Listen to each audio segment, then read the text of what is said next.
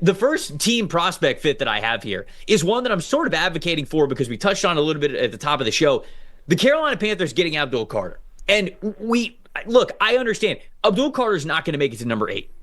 But if he makes it to number 4, Carolina, pick up the phone. Let's make a deal here. Let's do something.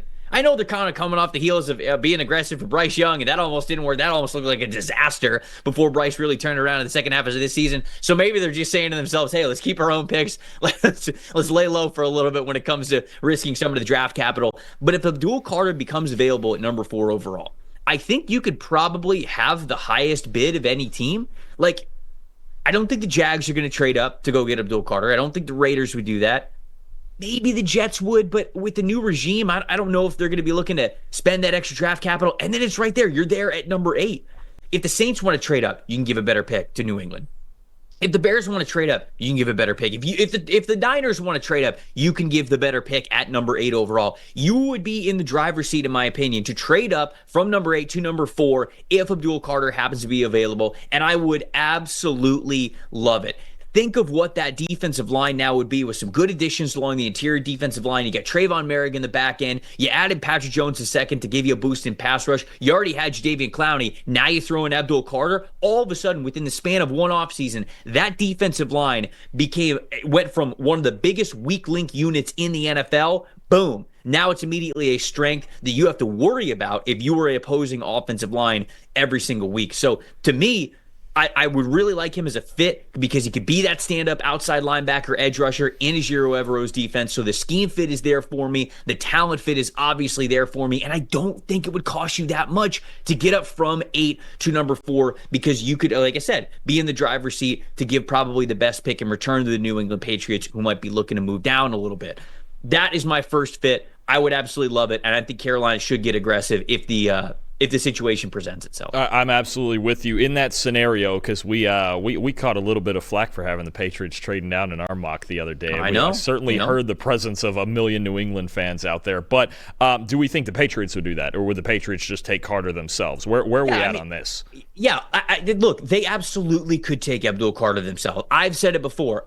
Signing Harold Landry does not keep you from drafting Abdul Carter. 100% it doesn't. They could absolutely stay at number 4 and draft Abdul Carter, but they barely addressed the offensive line in free agency. This was the worst offensive line in the NFL last year. All I'm saying is they might be in a spot where they're thinking to themselves, we got to draft one of the best tackles that we have. And you might not have to draft them at number 4. So if you're already thinking you're going to draft an offensive tackle or just an offensive lineman, because they'll just, whatever Will Campbell is, they love Will Campbell, you can move down 4 spots. You can get some extra draft picks, and you could still draft the player that you are thinking about drafting at number 4 if they want to go offensive line. So that's where I am with that. If they're considering Carter at all, no, they wouldn't trade back. That's why in our mock we said that, like, hey, we're going to explore what this looks like if they really want to hone in on offensive line. If they don't, take Carter. Like, I'm not saying that they wouldn't do that. I just wanted to explore a different reality if they thought the other side of the trenches on the offensive side. So that's sort of my thoughts with them there. Who is your first player prospect fit that you want to talk about here? This was one I hadn't thought about until we did the mock the other day, and you had the Dallas Cowboys selection, and I thought about the fit of Shamar Stewart with them right up the road from Texas A&M. And the more I think about now, Matt Eberflus being their new defensive coordinator and needing those big, 4-down defensive ends, right? He's very much a 4-3 type of defensive coordinator. It's a lot of zone coverage. The signatures kind of rotating safeties, but he's going to have 4-down defensive linemen in there as much as possible. And I think, look, do I necessarily think Stewart is a guy who I would take 12th overall? No, but I've been thinking about this the last couple of days where, man, that's a guy that Matt Eberflus, I think, would look for as a compliment to Micah Parsons. You have a team in the Bears last year whose defensive ends were not good at all in run defense. They were very low in the run defense grades. Dallas was the same problem really all the way around their entire front seven, but especially off the edge. Even Micah Parsons, not known for his run defense, a guy that you can kind of run at and counter all the pass rush stuff that he has by running at him. So I have a feeling that Matt Eberflus would see Shamar Stewart as that 7-tech, wide-tech, hand in the dirt defensive end, somebody who you still have to work on. Obviously, the pass rush development. Cowboys edge defenders were 28th in run defense grade last year, so if they feel like they can develop the pass rush game, especially, look, there are some good reps where he uses that length and power out on the outside, out wide to get that momentum going against tackles, get that speed to power going. We obviously saw how athletic he is at the combine. I think the Dallas Cowboys are really going to think about Shamar Stewart, and I think that's the type of spot where he would go to in Matt Eberflus's defense, especially getting all those one-on-one matchups when you already have Micah Parsons rushing the passer. You already have Oso Odighizuwa on the inside rushing the passer, right? I think he would have an opportunity to succeed here, and if nothing else, I've been screaming all offseason for the Cowboys to fix their run defense, and I don't really think they did it in free agency. I do think Shamar could at least be an answer to that for Dallas, and I think Matt Eberflus would covet him. Yeah, I do like that pairing. I think that makes a lot of sense. Man, if the Cowboys had an opportunity to draft Mason Graham, I wonder if he would be like number one on the board, because Eberflus talks about it all the time, right? Having a good 3-technique defensive tackle is so paramount to that defense that he wants to run, but so is having guys that give you length and strength on the edge to be able to dominate up front with 4 down defensive linemen. So, the state of connection there, the state of Texas connection makes sense, right? Going from A&M, staying a Dallas Cowboy, betting on a player with a lot of high upside if they have the opportunity to draft him at number 12. And we talked about this before with Shamar Stewart. Has the production been there for him? No. But basically every other player who's ever measured in like Shamar Stewart athletically and with his height and weight, like those guys go number 1 overall. It's Mario Williams, it's Myles Garrett, it's Jadeveon Clowney, and the reason why he's not is just because he does not have that production to him. And so to get him at 12, I think is a good bet for the Dallas Cowboys to make. So I do like that one as well. I will highlight the other one that we already talked about is the James Pierce Jr. to the Atlanta Falcons. I love this one. I feel like it's one that I continuously go towards when I make these mock draft selections, because it's what the Falcons don't have right now.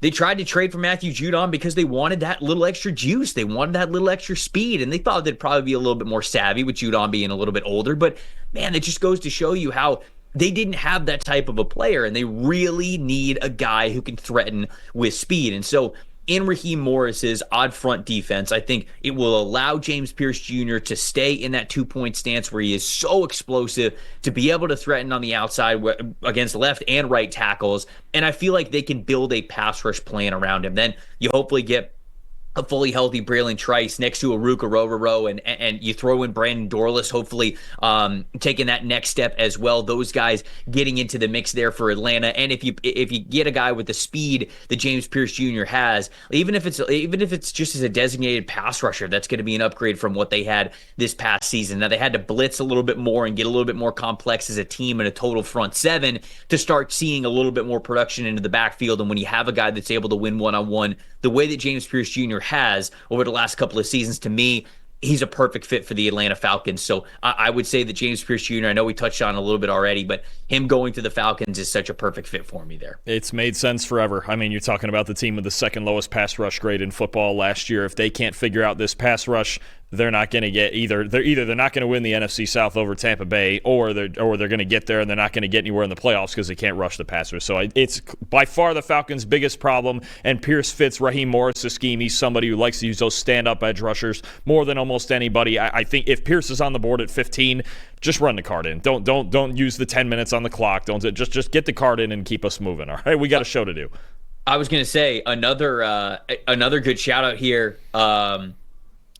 GA Texas Boy says Kyle Kennard as well for the Atlanta Falcons. Like, if you don't get James Pierce Jr., if you go a different direction, like, I think they need corner as well. They made some re-signings in the secondary, so maybe they don't think this, but like, if they go corner instead in the first round, if they love Will Johnson or something, you could get a Kyle Kennard, who I think is nice as an outside linebacker type of a guy somewhere on day 2. I think that could fit them as well. Somebody that was, I believe, the SEC, was he defensive player of the year?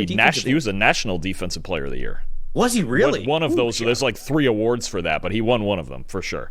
Shout out Kyle Kennard, but I think that he also has that same sort of archetype of being that 2-point outside linebacker type of a player. Who's next for you? Real quick, actually, just to stay on the Falcons thing for a second. I think the guy you mentioned earlier, Braden Swinson.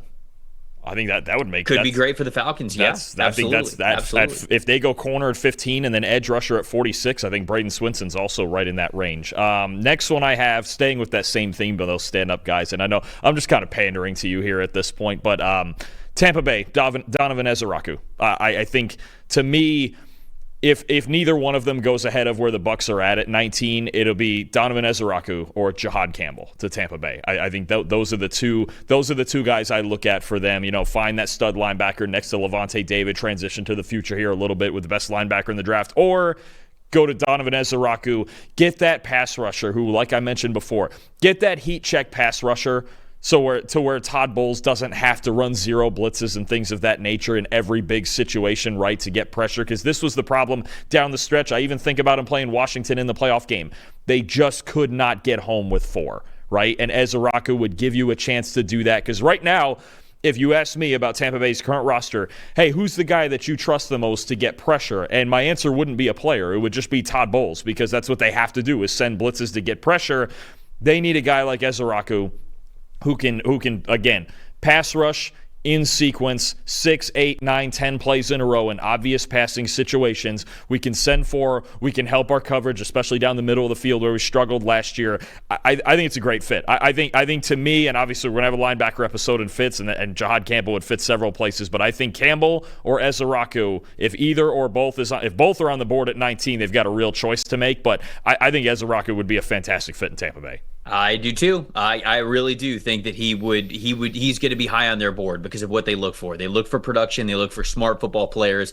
And I think that Ezeraku checked a lot of the boxes, at least hitting the thresholds that you would want when it comes to size, when it comes to length, when it comes to what his athleticism scores are going to be. His agility scores were fantastic. And so those just built upon an already really good profile for him. So I do think I think that's a good fit. Now, this is one that I'm going a little bit against the grain here. Okay.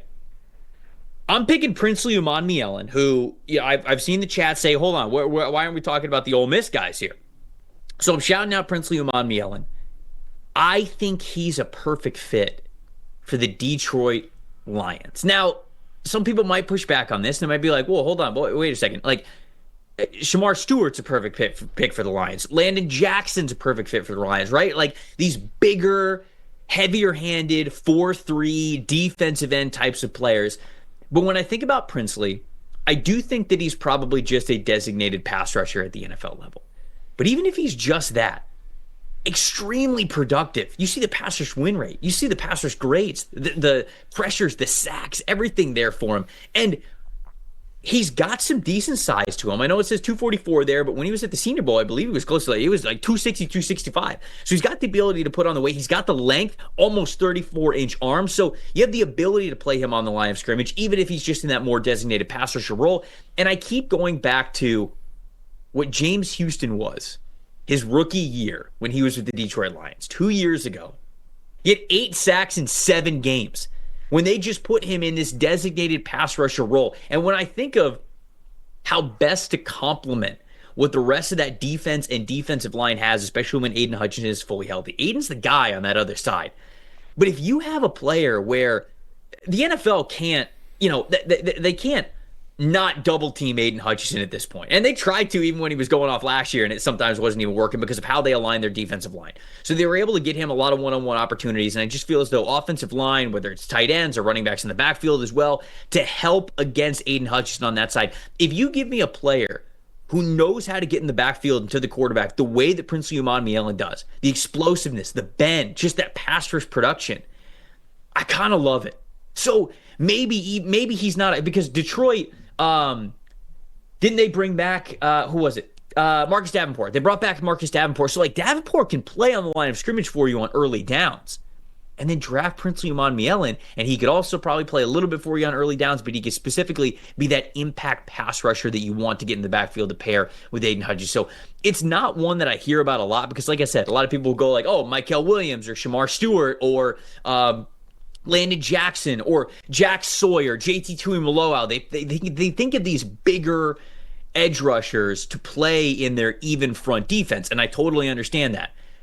But I go a little bit against the grain here, and I'd pick a guy who's a little bit more of a designated pass rusher, but somebody who does it so well to be a player who can give you those splash plays every single week to get you over the top, to get you to the Super Bowl. So I'm going to say Princely Umanmielen here for the Detroit Lions. What do you think about this one? Absolutely love it. I've thought for months that Princely is a guy who could very well sneak into the back end of the first round. And I think, again, you're talking about a natural pass rusher for a team that needs another one. I like Davenport, and even re-signing, I think Levi Onwuzurike was a really good move. But they need a number 2 type pass rusher, and I think Princely would give him that. And I don't think he's a terrible run defender. He's just at that edge spot, a little more of a penetrator, a little more of a guy who tries to use his wingspan and read the football, right? So I think there's obviously some technique things that need to be worked on there. Yeah, in my head, this isn't the best comp in the world, but it's kind of loose. This guy tested a little bit better. He's a little twitchier, but I think there's elements of like Will McDonald in his game a little bit where, yeah, you want him to lean in on that pass rush. You want him out in that wide 9, using that wingspan and playing out in space. And another thing the Lions had issues with was reeling in mobile quarterbacks. They were one of the worst teams when it came to defending quarterbacks scrambling and quarterbacks running the ball. One of the things I like about Princely with that wingspan that he uses out on the edge is he's a very hard guy to use a read option against, because the wingspan can cover so much ground that he can sit tight and be just fine and get to the ball one way or the other. So I do think there's a chance that Princely, there's a chance he could turn into an every down player. Like you mentioned early on, I think, yeah, DPR, designated pass rusher, and that's exactly what they need. They need something to take the pressure off of Aiden Hutchinson. I also think about getting a Lee McNeil back on the inside from injury, but I think Princely would be a great fit in Detroit. I've long thought that he's a guy that we don't talk about enough who could sneak into those last 6 or 7 picks of the first round.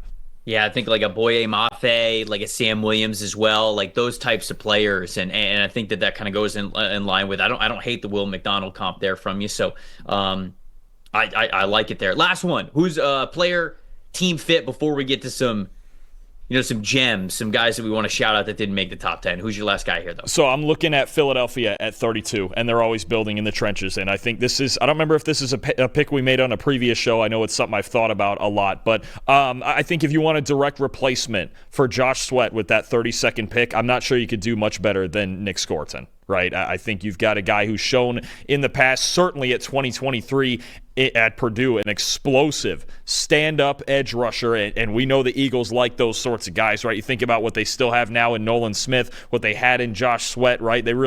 Sweat didn't play as much as a stand-up guy in college, but they really taught him that with the Eagles and became effective. Brandon Graham was so good in it forever. I think Skorton would make a lot of sense. To me, the blueprint is take that 2023 tape from Purdue, put him back in a 2-point stance, knowing he's capable, because Vic Fangio will shrink some things down and get into 5-man front sometimes, knowing that he can play that kind of 7 technique for you. Sometimes he can play loosely a 5 technique, and he learned how to do these things at A&M. I don't think it's the core foundation of his game, but the fact that he knows how to do it makes him versatile. But to me, you want an explosive player, uses a spin move more than anybody. It's his favorite thing ever. Somebody who can be a direct replacement right now for Josh Sweat and not have to take all of the pressure of playing 60, 70 snaps a game. You still have Nolan Smith sitting there, and they're always drafting in the trenches. You got Jalix Hunt, who was emerging, right? So I think as somebody at 32, who the Eagles look, they're always reinforcing the trenches. If they want to go on the defensive side, if Skorton were available there, I think he'd be an absolutely perfect replacement for Josh Sweat off the edge. I like the fit.